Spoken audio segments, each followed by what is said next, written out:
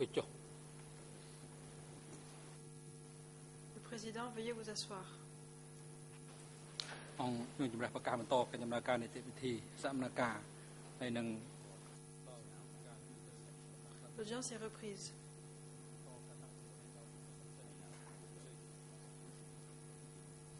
Je donne la parole au coprocureur pour qu'il puisse poursuivre.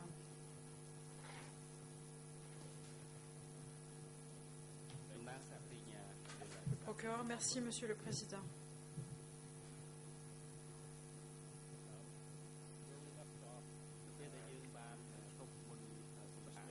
Juste avant la pause, vous veniez d'évoquer le fait que vous avez fait une partie du trajet vers Phnom Penh par bateau. Est-ce que vous pouvez nous expliquer quel tronçon du trajet a été effectué par bateau?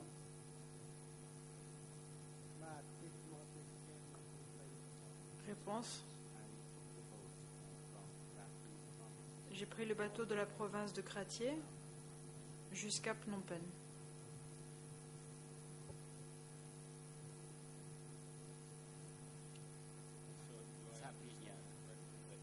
Question. Est-ce que je comprends que vous êtes allé par voiture de Mondulkiri à Kratie et puis vous avez fait le trajet en bateau de Kratie à Phnom Penh? Est-ce que j'ai bien compris?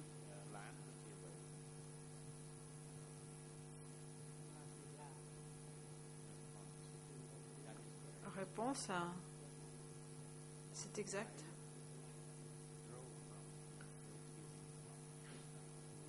Je suis j'ai voyagé de Ratanakiri à Kratie en voiture et ensuite de Kratie à Phnom Penh, j'ai fait effectuer le trajet par bateau.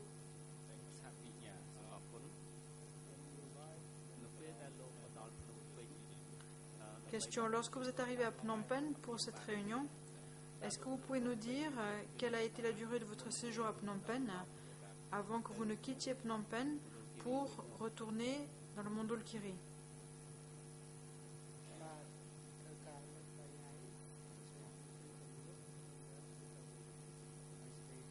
Réponse.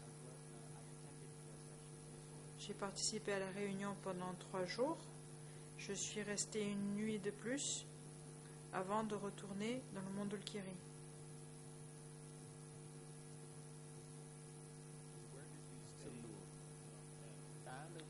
Où avez-vous séjourné à Phnom Penh lorsque vous y êtes venu pour participer à cette réunion?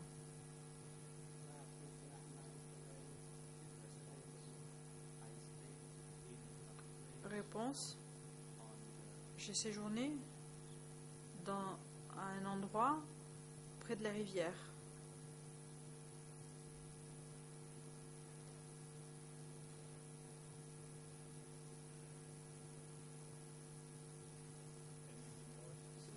Réponse. Est-ce que vous pouvez nous donner plus de détails, à savoir où se situait cet endroit près de la rivière? Vous pouvez utiliser comme point de repère le Palais Royal.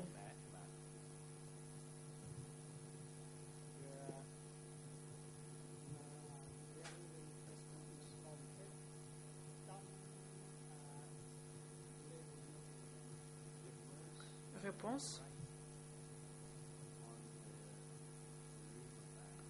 L'endroit se situe sur la berge de la rivière.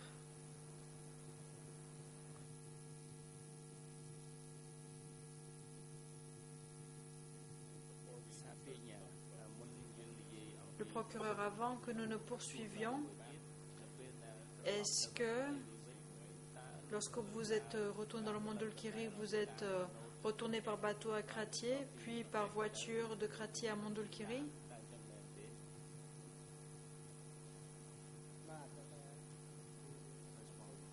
Réponse. Oui. J'ai utilisé le même moyen de transport pour rentrer par bateau de Phnom Penh à Kratie. Et puis à partir de Kratie, j'ai pris la voiture. Question.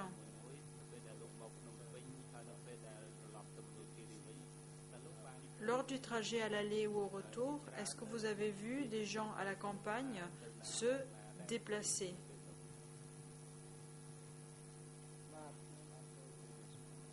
Réponse. Non, je n'ai pas vu cela. Question.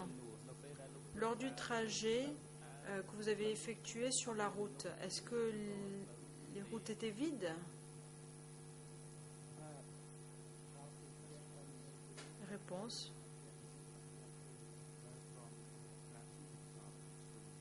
De la province de Kratie à Mondulkiri, c'est Changol, et il n'y avait pas de personnes qui circulaient sur le chemin, sur la route. Le procureur, je vous remercie d'avoir apporté ces éclaircissements. Je voudrais maintenant vous poser des questions sur la réunion à Phnom Penh. Je vous avais déjà lu un extrait d'une déclaration que vous avez faite où vous avez dit que la réunion a eu lieu 4 à 10 jours après le 17 avril 1975. Et je voulais savoir exactement ce que vous vouliez dire par 10 jours. Est-ce que vous voulez que la réunion a eu lieu 40 jours après le 17 avril? Est-ce que vous pouvez nous donner des éclaircissements sur votre déclaration?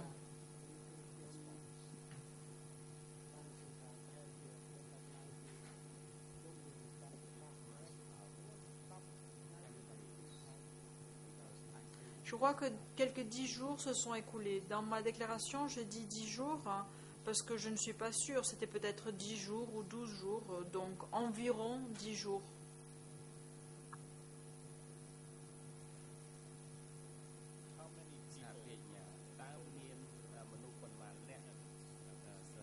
Combien de personnes ont participé à cette réunion?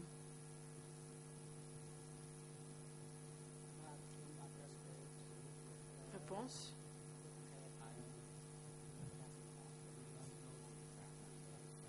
Je ne sais pas exactement combien de personnes ont participé à la réunion. Mais il y avait des gens qui venaient de partout dans le pays.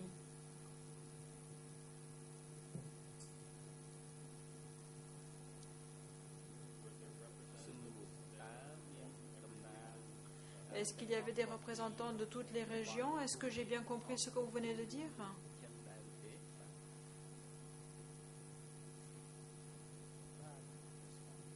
Réponse.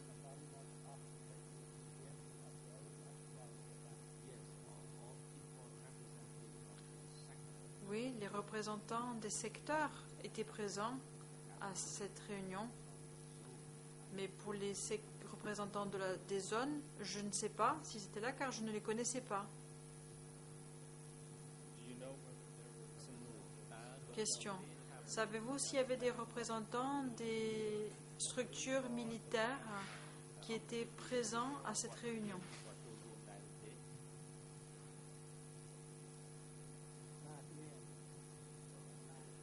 Réponse, oui. Il y avait des représentants militaires, des représentants des divisions, ainsi que les représentants des secteurs.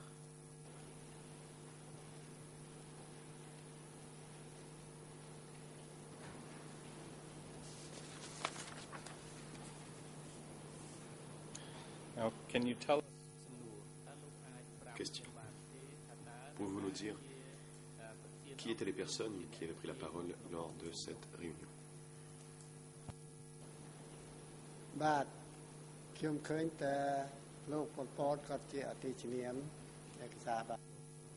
Réponse. Pol Pot a été la personne qui faisait les présentations. Question. Et qui d'autre a fait des présentations lors de cette réunion?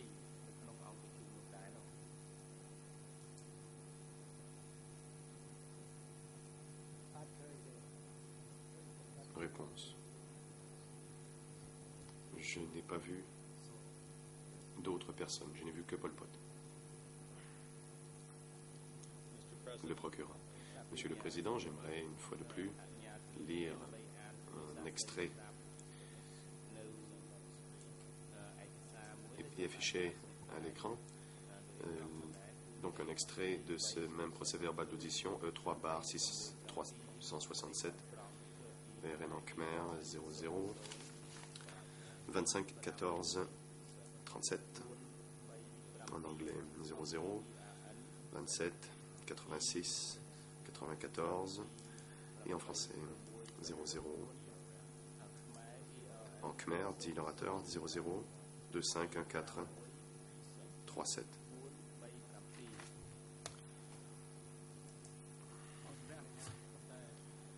Le président.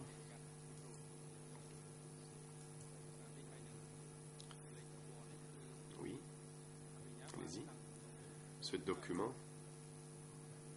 et les ERN de cette page ont déjà été présentés aux témoins. Veuillez, s'il vous plaît, ne pas répéter une question qui a déjà été posée. Vous ne pouvez poser des questions répétitives. Le procureur. Merci, Monsieur le Président. Oui. Donc, dans ce procès-verbal, vous dites, Monsieur le témoin,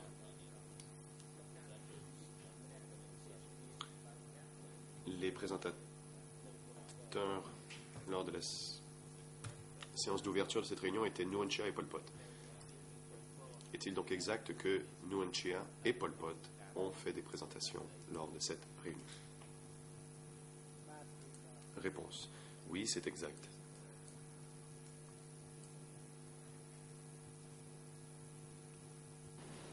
Now you've said that you were present. Question. Vous dites que vous avez participé pendant 3 jours. Pouvez-vous nous dire combien de temps durait la réunion chaque jour?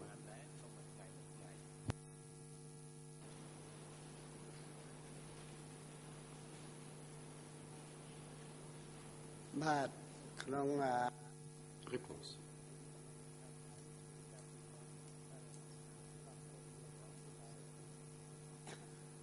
C'était de 7 heures du matin, tout de suite après le petit déjeuner. On faisait une pause pour le déjeuner à 11 heures.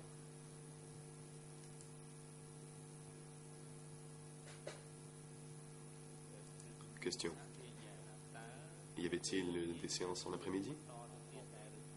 Jusqu'à quelle heure? Le cas échéant.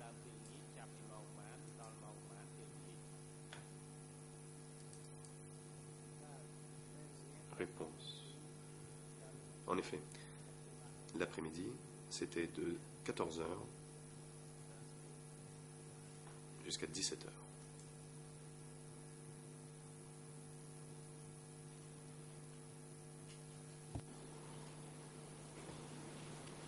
And was it Pol Question. Et était-ce Pol Pot et Nguyen Chia qui faisaient des présentations pendant toute la journée, chaque jour, ou y avait-il d'autres personnes qui ont fait des présentations en plus de ces 2 personnes?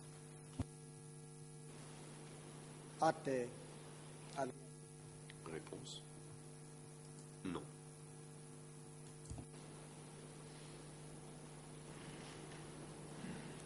What did you understand the purpose? Question. Quel était selon vous l'objectif de cette réunion?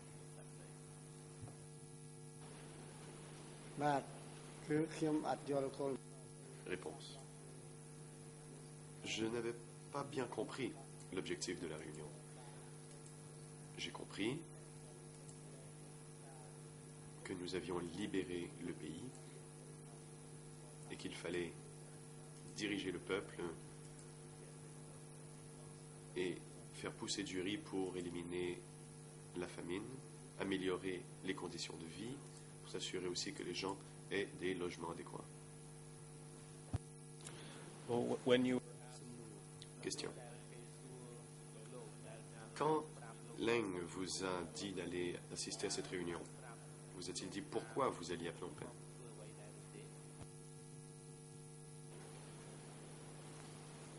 បាទក្រោយ Réponse.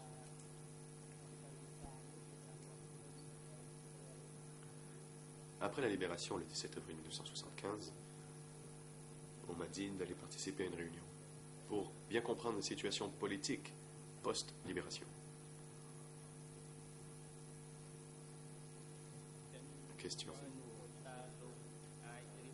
Pouvez-vous dire à la Cour quels étaient les sujets abordés par Pol Pot et Nguyen Chi Anh pendant cette réunion, pendant les 3 jours où vous avez participé à cette réunion?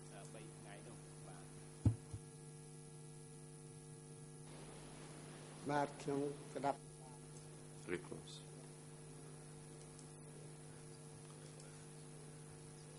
Je ne comprenais pas tout. Ce que j'ai compris, je l'ai déjà dit.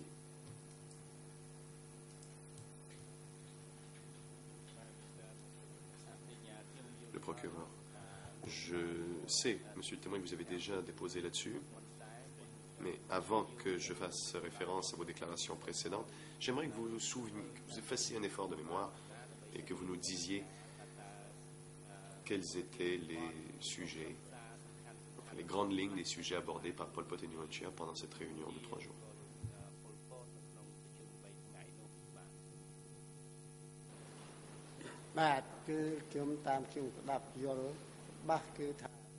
Réponse. Il s'agissait, si j'avais bien compris, d'édifier le pays. De construire le pays. On a répété cela souvent. Le procureur. Monsieur le Président, j'aimerais lire un extrait du même document. E3/367, même page, même ERN. C'est un autre extrait. Toujours de la même page.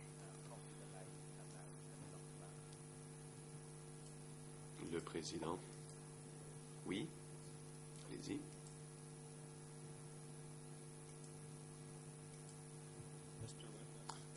Le procureur. Monsieur le témoin, dans votre déclaration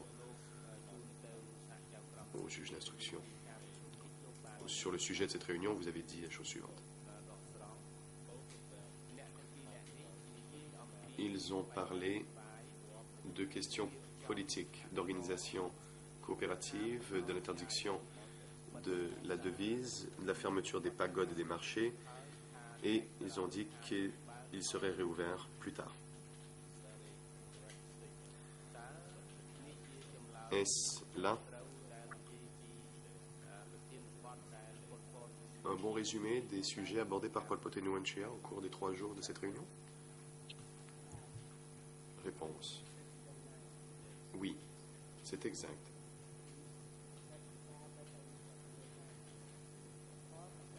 Oui, ils ont parlé de la fermeture des marchés.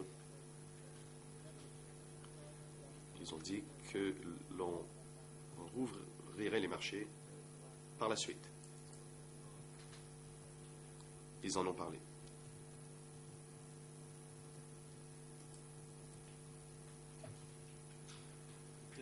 Question. Dans cette réunion, ont-ils aussi parlé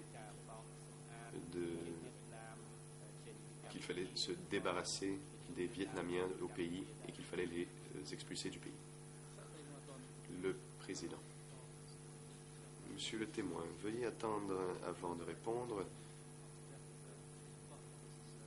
Veuillez attendre la décision de la Chambre sur l'objection soulevée par la défense.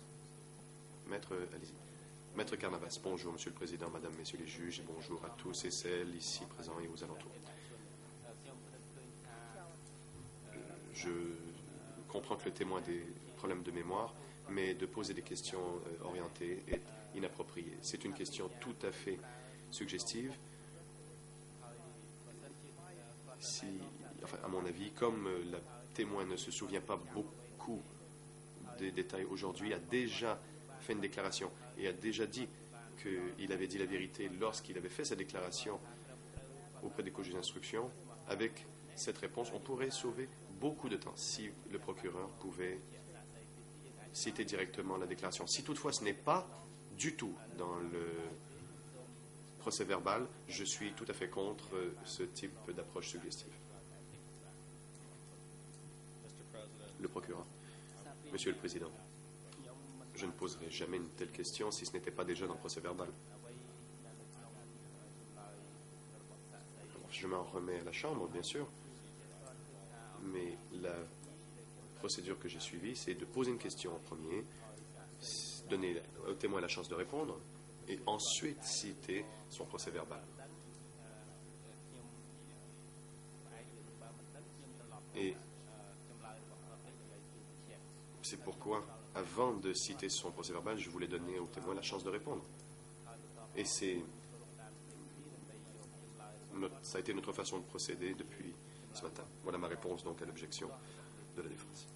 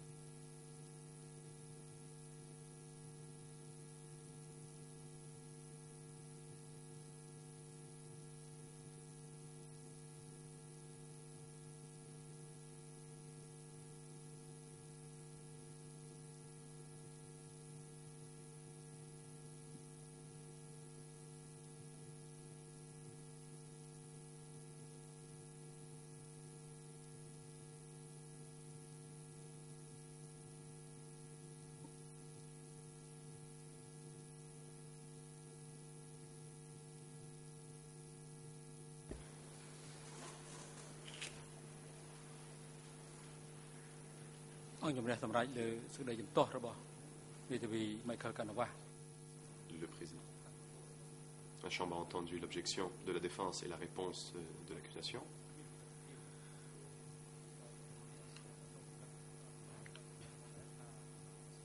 La Chambre rejette l'objection de la défense. Mais rappelle à l'accusation que si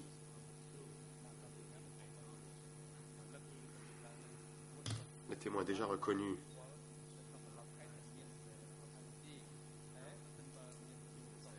ce qu'il a déjà dit, l'accusation ne doit pas revenir sur le sujet. Si il y a des questions complémentaires, elle peut toutefois le faire. Il serait peut-être bon de répéter votre dernière question pour que le témoin puisse répondre. Thank you, Mr. President. My question, Le procureur. Merci, Monsieur le Président. Ma question, Monsieur le témoin, était la suivante. Vous souvenez-vous si Pol Pot et Nguyen Chia, lors de cette réunion de 3 jours, ont parlé de se débarrasser de tous les Vietnamiens et de les expulser du pays?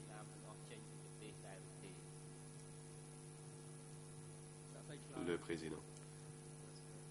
Monsieur le témoin, veuillez répondre à la question.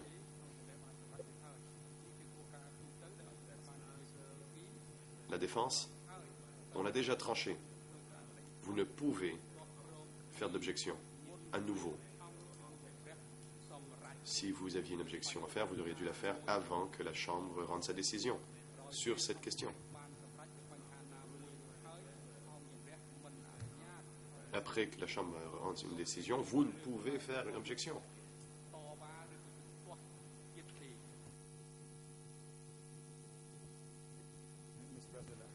Maître Parr, le président. Monsieur le témoin, répondez à la question.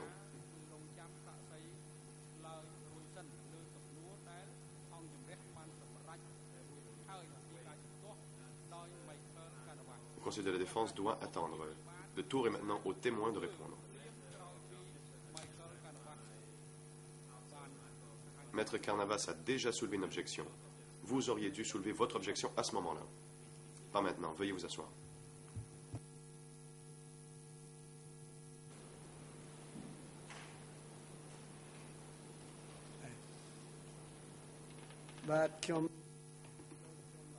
Le témoin.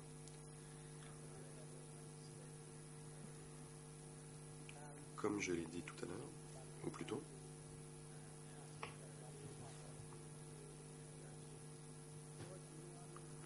l'interprète se reprend. Comme je l'ai déjà dit au co-juge d'instruction,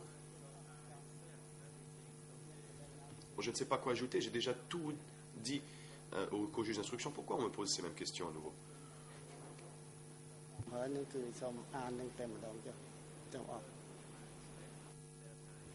Vous n'avez qu'à lire les déclarations que j'ai faites au co-juge d'instruction.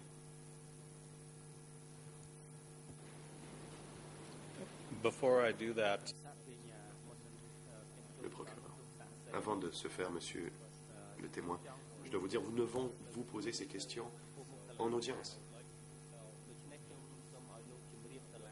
C'est pourquoi je vous demande de dire à la Cour, si vous vous souvenez qu'on a discuté des Vietnamiens, c'est que Pol Pot et Nguyen Chia ont évoqué le sujet des Vietnamiens lors de cette réunion. Vous en souvenez-vous?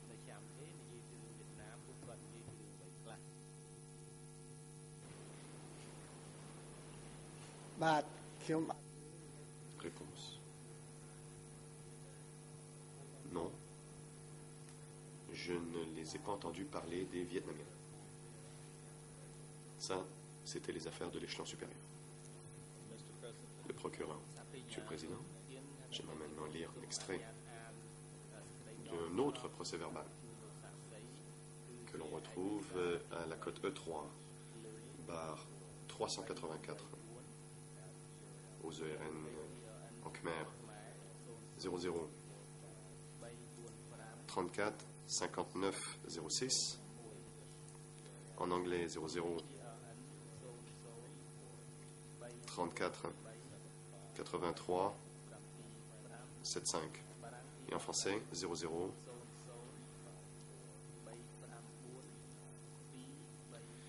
35 42 39.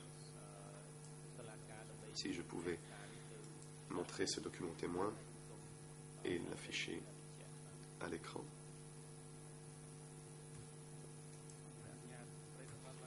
Le président. Oui, je vous en prie. Huissier d'audience. Veuillez remettre au témoin le document pour voir si le témoin peut le lire,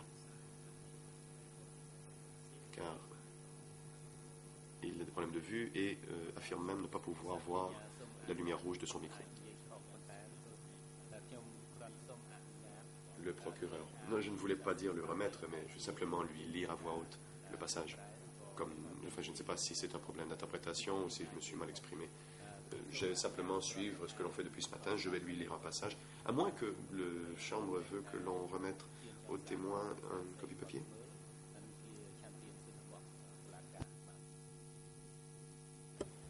Le président. Oui, allez-y, monsieur le procureur. Posez votre question.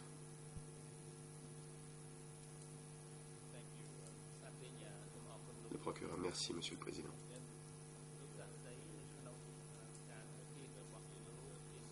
Dans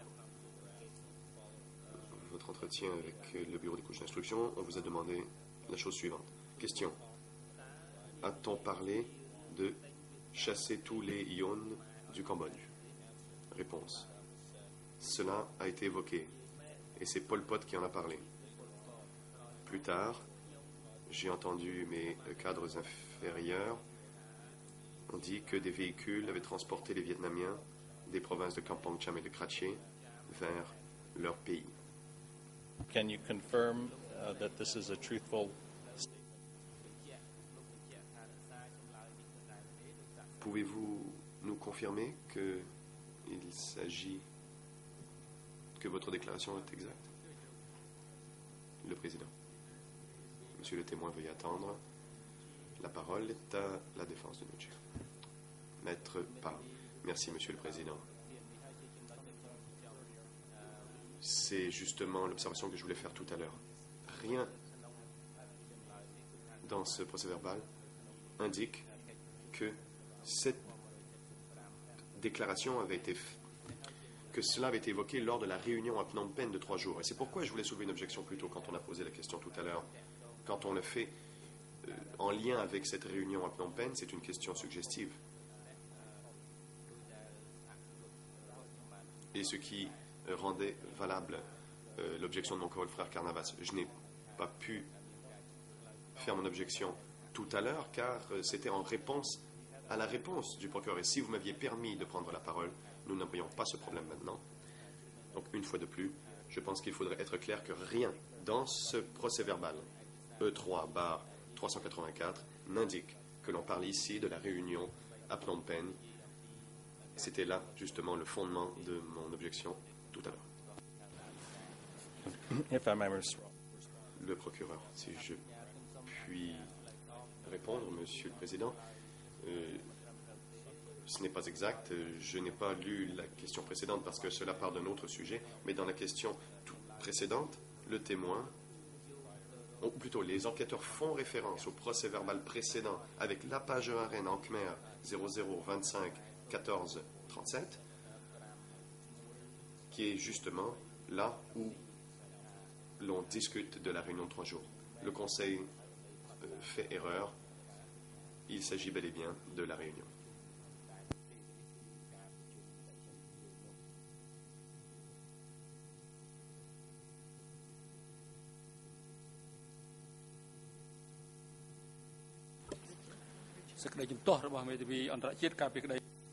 Le Président. L'objection de la défense de Nguyen Chia est rejetée. La Chambre peut maintenant entendre la réponse du témoin à la dernière question. Monsieur le témoin, veuillez répondre à la question, si vous vous en souvenez.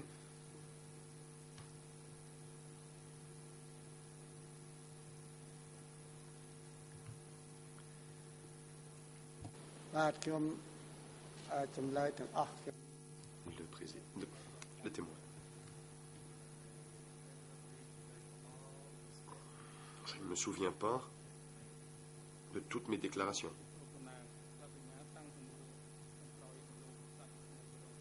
Le président. Monsieur le procureur, pourriez-vous répéter votre dernière question? Il est possible que le témoin l'ait oublié. Le procureur. Merci, Monsieur le Président.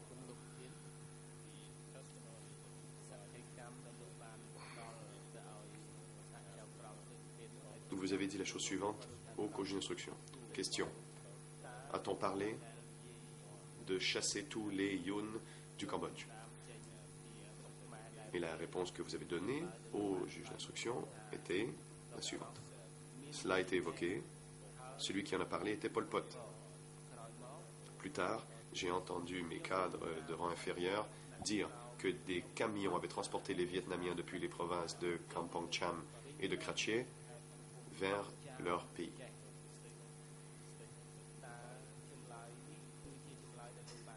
Avez-vous dit la vérité au juge d'instruction, monsieur le témoin?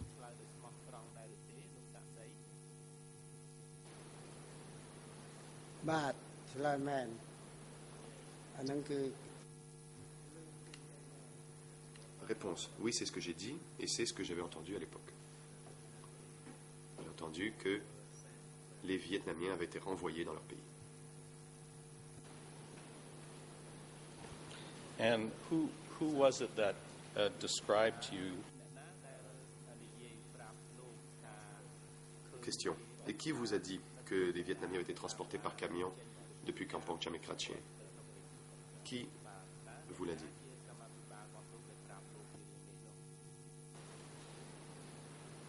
អាហ្នឹងខ្ញុំមិនចាំទេឮតែគេនិយាយផ្នែក Réponse. Je ne m'en souviens pas.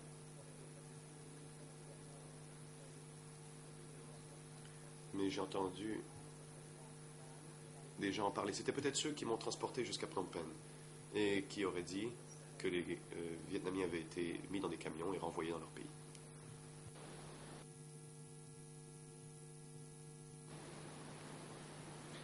Can you tell us whether any of the Question. Pouvez-vous nous dire si les Vietnamiens qui ont été renvoyés dans leur pays par camion, pouvez-vous nous dire s'ils sont passés par le Mondulkiri?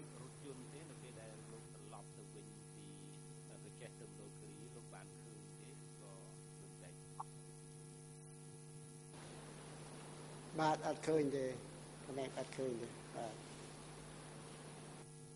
Réponse. Non.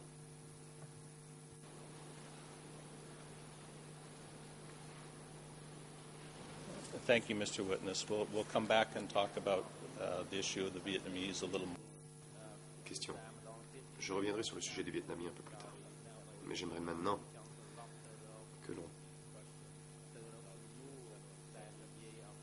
revienne sur les sujets abordés lors de la réunion de 3 jours avec Pol Pot, Nguyen Chia, Phnom Penh.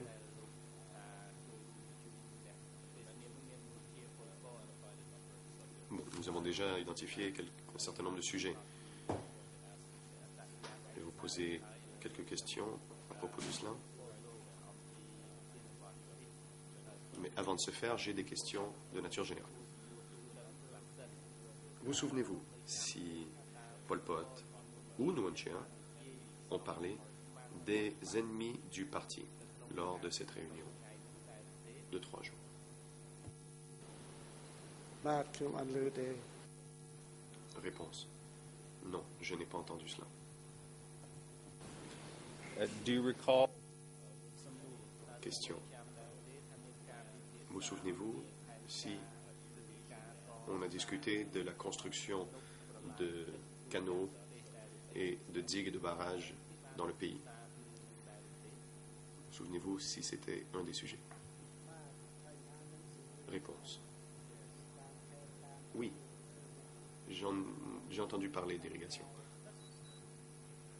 C'est un système d'irrigation. Les canaux, il fallait construire des canaux dans les provinces, ce qui réglerait le problème d'irrigation pour la riziculture, afin d'améliorer les conditions de vie du peuple. Do you remember who it was? Question. Vous souvenez-vous qui en avait parlé de creuser des canaux et de construire des barrages?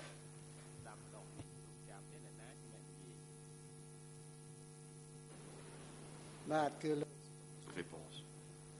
Oui, c'était Pol Pot.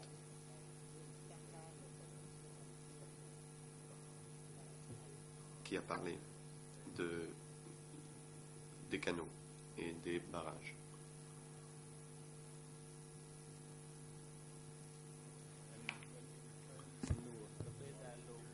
Question.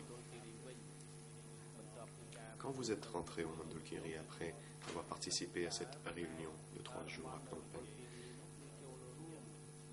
le secteur du Mondulkiri a-t-il commencé à creuser des canaux et à construire des barrages?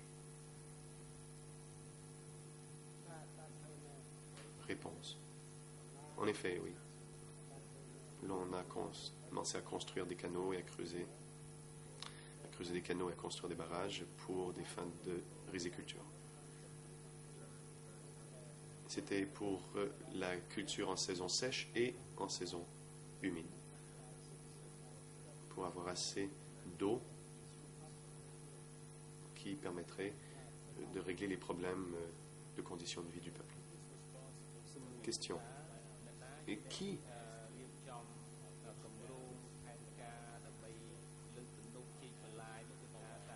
s'occuper de faire les plans pour la construction des canaux, où les construire et combien de temps, etc.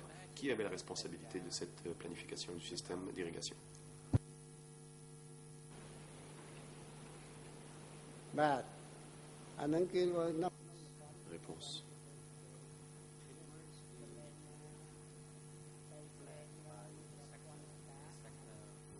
C'est le secteur qui faisait la cartographie des terres arables dans les districts et qui faisait les plans pour la construction de barrages, de digues et de canaux. Say that the sector Lorsque vous dites que le secteur élaborait un plan, à qui proposait-il ce plan qui avait été élaboré?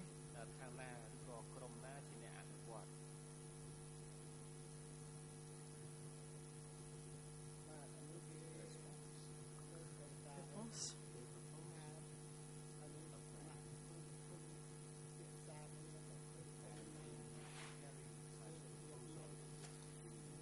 Lorsqu'ils élaboraient le plan, ils faisaient venir les membres des communes, des comités et des communes. Donc ce n'était pas la décision d'une seule personne, c'était une décision collective qui permettait d'élaborer les plans, d'élaborer ce plan au niveau du secteur. Le procureur, je vous remercie, monsieur le témoin.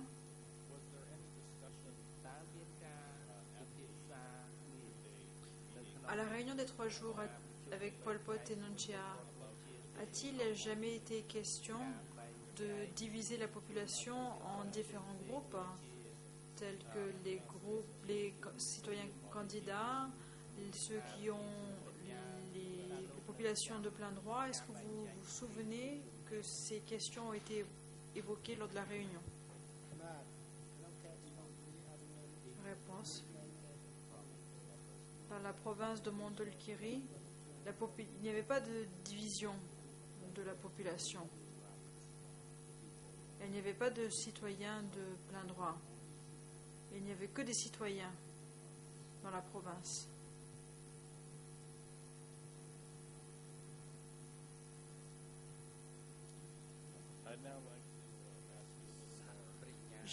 Le procureur.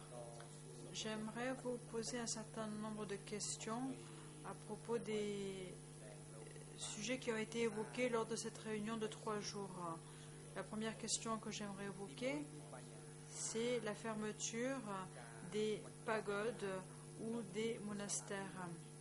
Pouvez-vous expliquer à la Chambre plus en détail ce que Nonchea ou Pol Pot ont dit à propos de la fermeture des pagodes lors de cette conférence de 3 jours?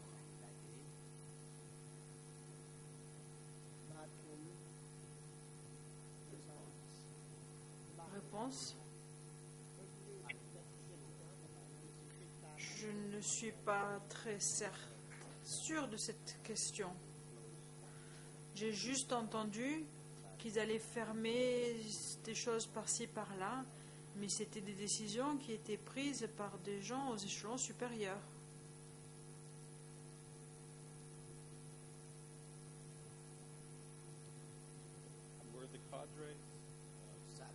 Question. Est-ce que les cadres qui étaient présents à cette réunion ont-ils reçu les instructions qu'ils devaient fermer les pagodes dans les régions?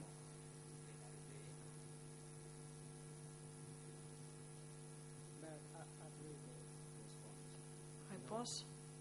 Non. Je n'ai jamais entendu cela. Question. Est-ce que vous pouvez nous parler des religions qui étaient pratiquées dans la région de Mondulkiri avant que les Khmers rouges ne prennent le contrôle le 17 avril 1975? Quelles étaient les pratiques religieuses dans le Mondulkiri?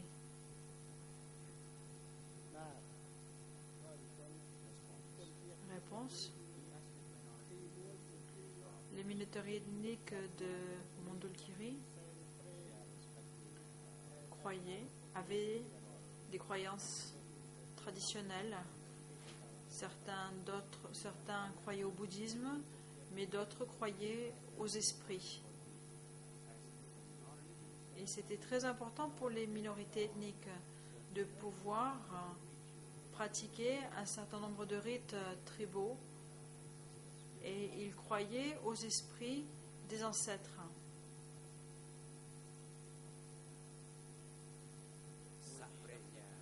Question.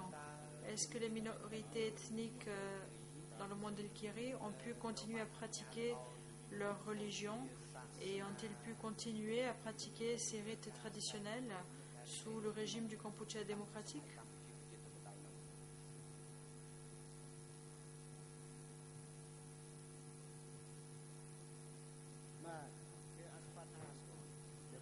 Réponse. Il n'y avait pas d'interdiction.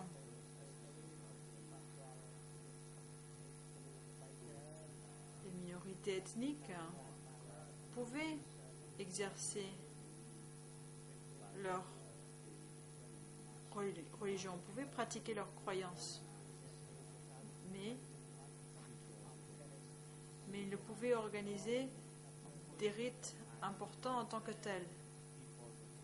À l'époque, on disait aux gens qu'il ne fallait pas faire de gaspillage, car ils devaient consacrer tous leurs efforts aux travaux agricoles plutôt que de pratiquer différents rites traditionnels. Question.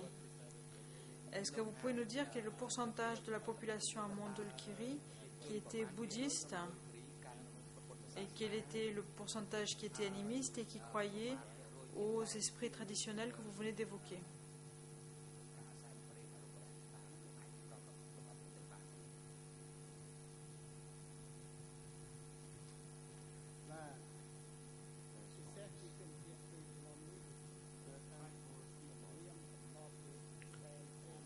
Réponse.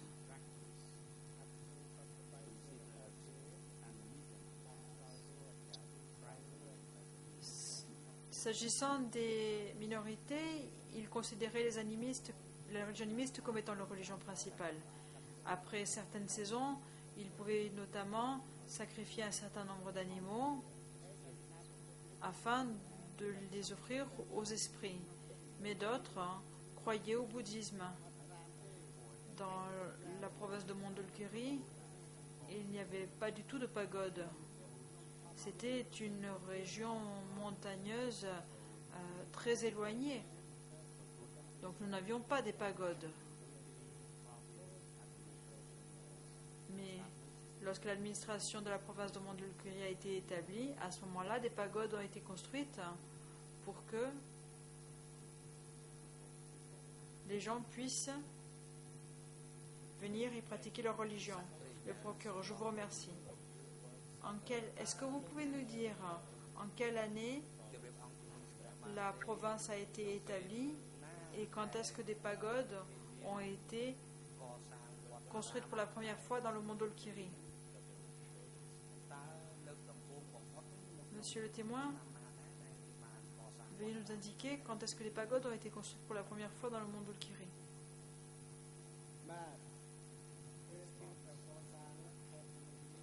Réponse.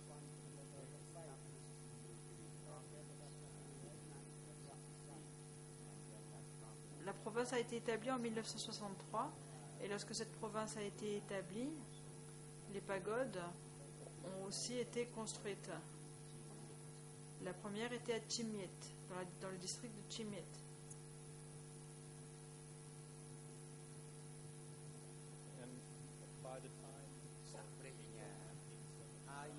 Et en avril 1975, est-ce qu'il y avait des pagodes dans toute la province de Mondulkiri?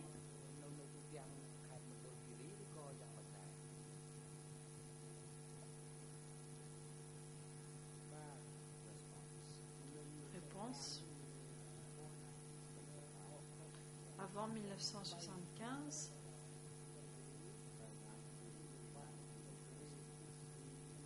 En 1963, il y avait une pagode à Mondulkiri.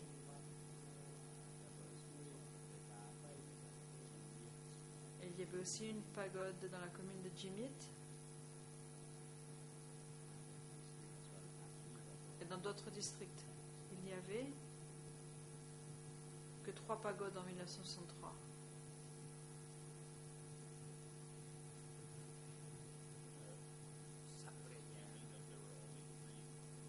Le procureur, est-ce que vous êtes en train de nous dire qu'il n'y avait que 3 pagodes en 1975? Est-ce que je vous ai bien compris?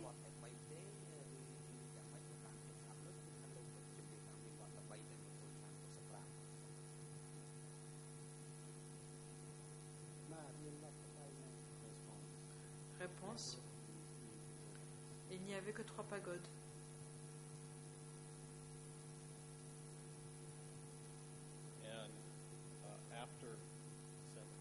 Question. Et après le 17 avril 1975, est-ce que les gens à Mondulkiri ont-ils pu pratiquer le bouddhisme dans ces 3 pagodes?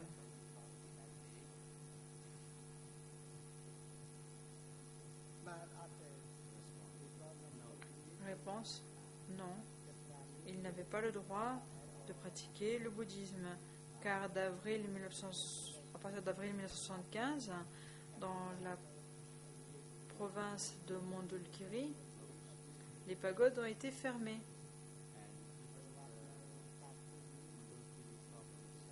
Et même la province de Mondulkiri elle-même a été bombardée.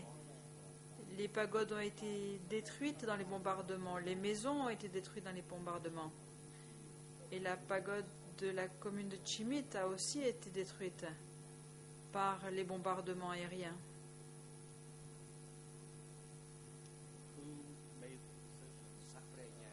Le procureur.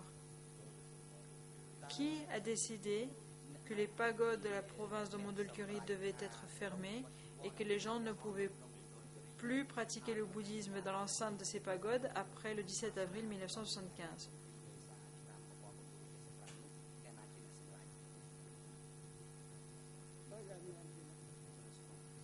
Réponse.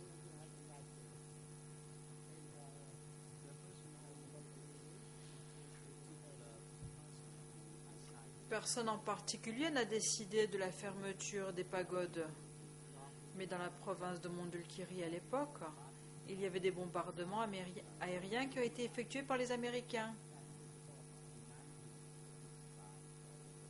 Et en 1975, personne ne vivait dans la province, soit parce que les maisons avaient été détruites, parce que leurs maisons avaient été détruites. Le procureur. Et il y a quelques instants, vous avez parlé d'une pratique traditionnelle animiste, à savoir que les animaux étaient sacrifiés et étaient donnés comme offrande aux esprits après les récoltes. Est-ce que vous pouvez me dire si les tribus ethniques du Mondulkiri pouvaient continuer ces pratiques après le 17 avril 1975?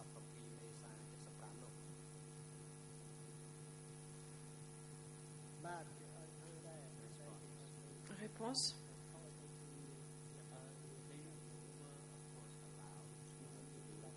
Ils avaient le droit de le faire, bien sûr, mais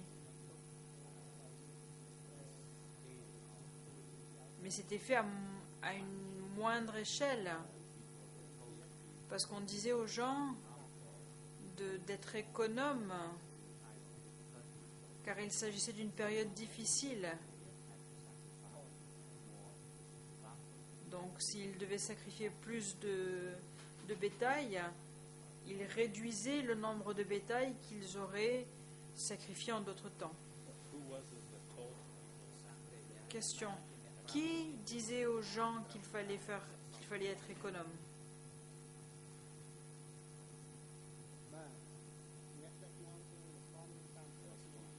Réponse. Les les chefs de district, les chefs de commune, ils disaient aux gens d'être économes.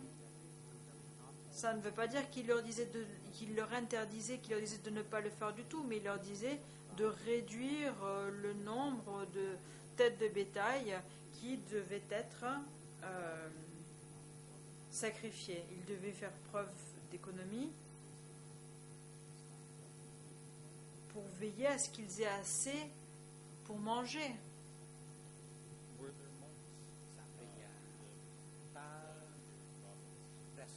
Est-ce qu'il y avait des moines qui vivaient dans le Mondulkiri en avril 1975?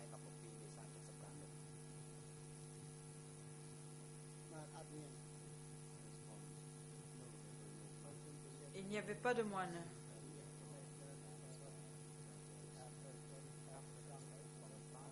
Comme je l'ai dit, il y avait des bombardements aériens importants et les citoyens et les moines se sont enfuis, ont quitté leur communauté, que les maisons aient été en briques ou en bois, toutes ces maisons ont été détruites par les bombardements aériens. Question. Quand est-ce que les moines ont fui la province de Mondulkiri?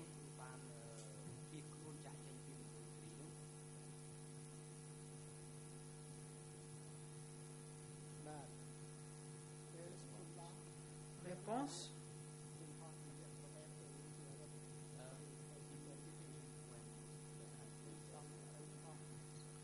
Dès que le pays a été libéré, il y a eu des bombardements.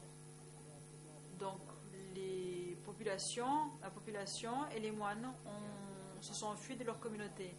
Et par endroits, les bombardements aériens étaient tellement intenses que les gens ne pouvaient rester dans leur village. Le procureur, est-ce que vous pouvez nous indiquer l'année à laquelle, l'année pendant laquelle ces événements ont eu lieu? Réponse.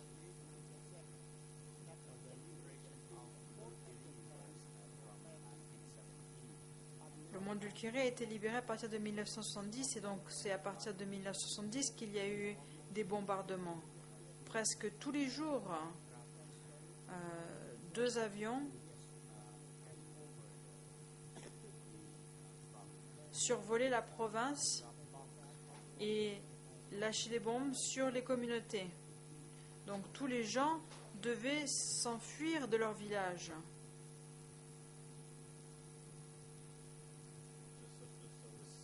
Question. Je veux juste veiller à ce que j'ai bien compris.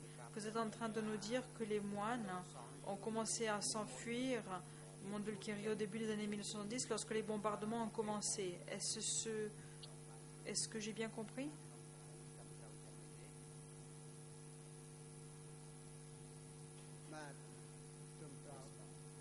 Réponse. Oui, c'est exact. Comme je l'ai dit précédemment. Le procureur. Est-ce que vous êtes donc en train de nous dire qu'à la date du 17 avril 1975, il n'y avait plus de moines dans la province de Mondulkiri?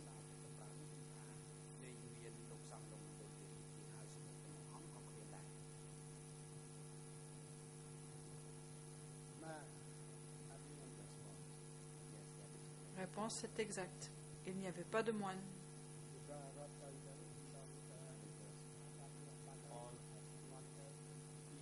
Car ils ont tous dû s'enfuir.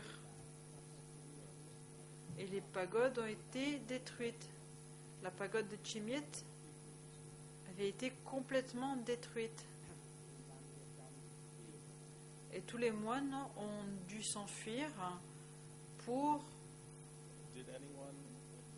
ne pas être tués. Question. Est-ce que quelqu'un dans la province de Mondulkiri a-t-il essayé de construire de nouvelles pagodes sous le régime du Kampuchea démocratique?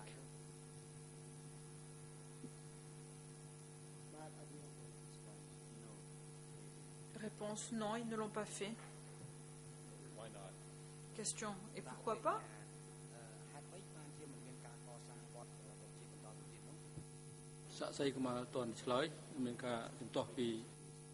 Le président.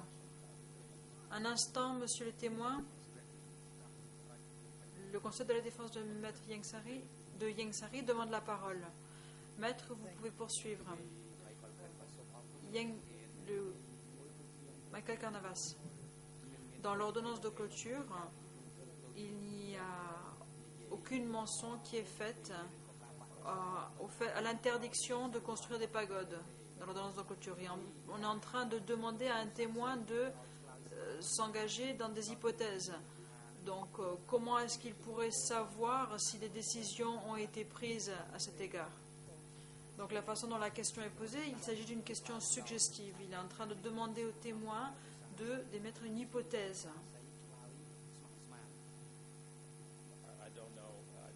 Le procureur.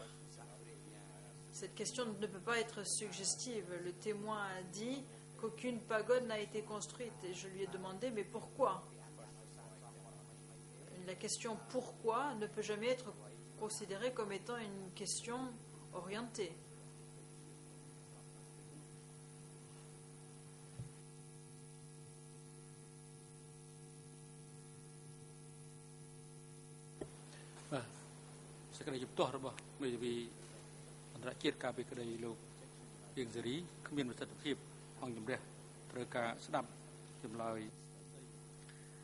L'objection n'est pas retenue, dit le président. Je dis au témoin donc de répondre à la question du procureur. Est-ce que vous vous souvenez de la question qui a été posée par le procureur? Le témoin.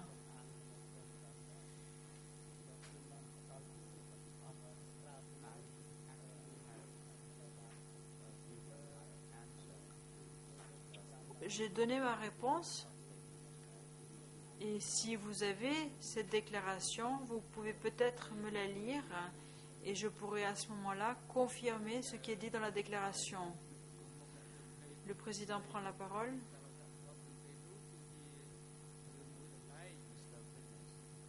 Monsieur le témoin,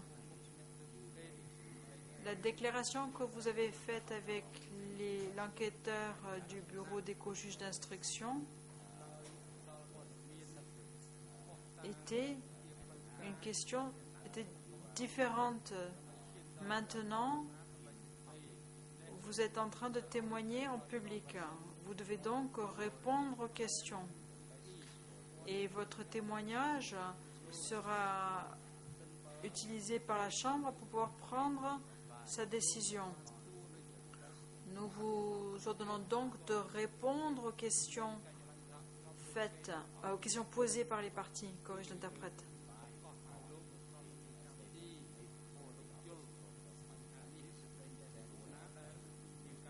Si il ne s'agissait que de tenir compte des déclarations faites devant les co-juges d'instruction, alors nous n'aurions pas besoin de vous faire témoigner. Nous vous demandons de répondre aux questions lorsque les questions sont posées. Si la Chambre estime qu'une question n'est pas pertinente ou n'est pas appropriée, ils ne permettront pas à cette question d'être posée. Sinon, vous devez répondre à toutes les questions qui sont faites par les parties, qui vous sont posées par les parties ou par les juges. Deuxièmement, je suis d'avis que vous avez peut-être oublié la question qui a été posée par l'accusation. Je vais donc demander à l'accusation de répéter la question pour que le témoin puisse y répondre. Le procureur. Merci, Monsieur le Président. Vous nous avez dit que les pagodes ont été détruites pendant la guerre. Je vous ai demandé des éclaircissements et vous nous avez dit qu'aucune pagode n'a été reconstruite pendant la période du Kampuchea démocratique. Et la question que je voulais vous poser était pourquoi est-ce que des efforts n'ont pas été déployés pour construire des pagodes pendant la période du Kampuchea démocratique?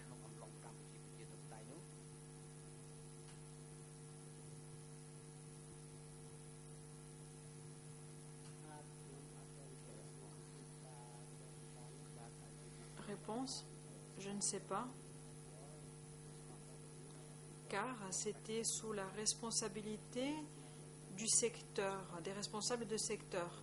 Et donc c'était leur décision qu'aucune infrastructure publique ou pagode ne devait être construite.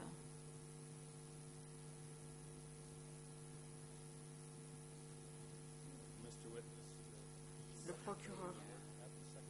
Monsieur le témoin, travaillez-vous au niveau du secteur pendant cette période, pendant une partie de cette époque, à savoir sous le régime du Kampuchea démocratique?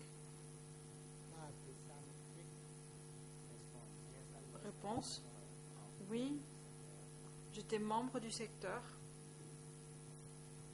du comité du secteur. Question. Y a-t-il eu une discussion au niveau du comité du secteur sur la reconstruction des pagodes dans la région de Mondulkiri?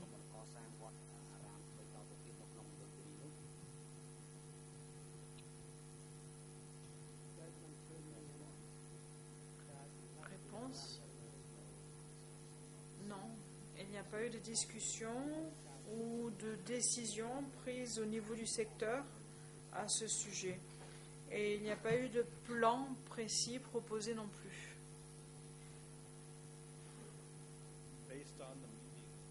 Question.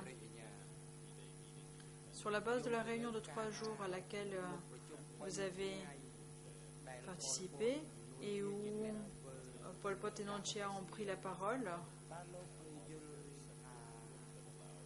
est-ce que vous savez si le secteur de Mondulkiri aurait pu reconstruire des pagodes pendant le régime du Kampuchea démocratique? Est-ce que c'est quelque chose que vous auriez pu avoir l'autorisation de faire?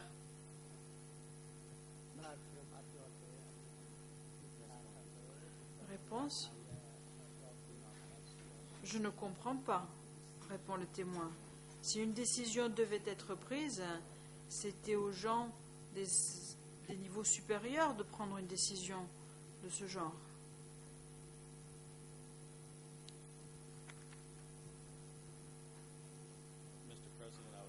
Monsieur le Président, je vais maintenant passer à un sujet différent. Si vous le souhaitez, je peux poursuivre, mais je vois qu'il est midi. Donc, si vous le souhaitez, je peux observer une pause ici ou alors je peux commencer une nouvelle ligne de questions.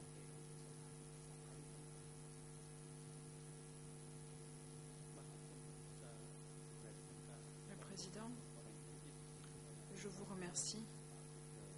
Dès lors où nous allons aborder un nouveau sujet, que le moment est venu d'observer la pause déjeuner, la Chambre de première instance va suspendre l'audience pour le déjeuner et l'audience reprendra à 13h30 cet après-midi.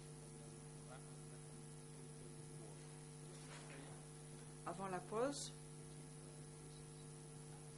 la Chambre souhaiterait demander au témoin M. Saroun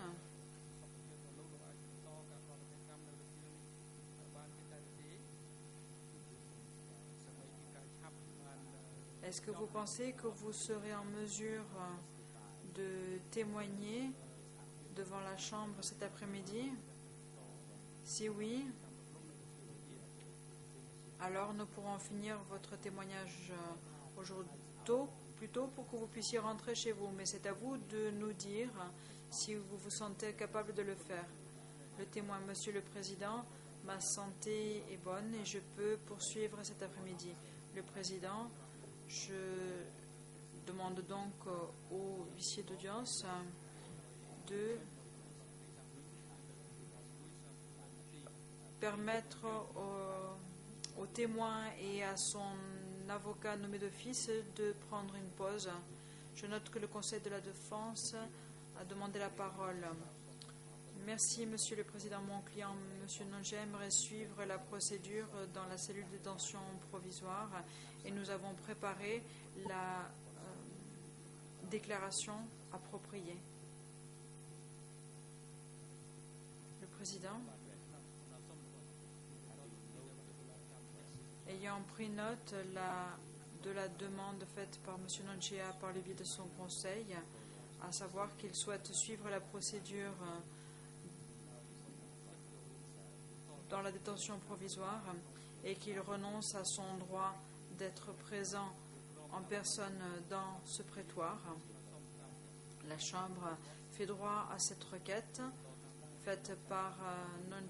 Nonchea par le biais de sa défense. Il peut donc suivre la procédure au sous-sol dans la détention provisoire où il y aura un lien audiovisuel pour lui permettre de suivre la procédure d'aujourd'hui. La Chambre indique que l'équipe de Nonchea doit préparer un document où Nonchea renonce à son droit de participer. Ce document doit être signé par Nonchea et porter son empreinte digitale. Je demande à l'équipe audiovisuelle de veiller à ce qu'il y ait une retransmission audiovisuelle dans la cellule de détention provisoire pour que l'accusé Nonchea puisse suivre la procédure dans la cellule de détention provisoire. Je donne des instructions aux officiers de la sécurité d'amener M. Kusampan et M. Nonchea dans la cellule de détention provisoire et M. Nonchea suivra le reste de la procédure dans la salle de détention provisoire, mais M. Kusampan doit revenir dans la salle d'audience avant 13h30 cet après-midi. L'audience est maintenant suspendue.